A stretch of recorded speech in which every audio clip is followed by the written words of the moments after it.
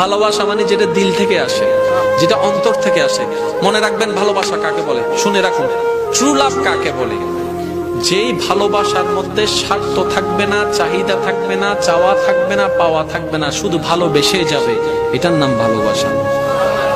আমি ভালোবাসবো যেন আমাকে ভালোবাসে, আমি মায়া করব যেন আমাকে মায়া করে, আমি কেয়ার করব যেন আমাকে কেয়ার করে।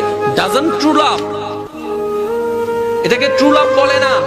ভালোবাসলে ভালোবেসে যান আল্লাহ এবং রসুলের সন্তুষ্টির জন্য, এটার নাম ভালোবাসা। সুবহান। সেটার বাস্তব প্রমাণ দেখেন না, নাতিরা বিয়ে করলে 2 বছর 3 বছর সংসার টিকে না, তালাক। কিন্তু আমার দাদা নানারা 40-50 বছর 60 বছর একজন নিয়ে কাটাই দিছে, তালাক তো হয় নাই। যে সম্পর্কে মা বাবার দোয়া থাকবে, ওই সম্পর্কে আল্লাহর রহমত থাকবে। মা বাবা নারাজ, আল্লাহ নারাজ, আল্লাহ নারাজ, রহমত আসা বন্ধ।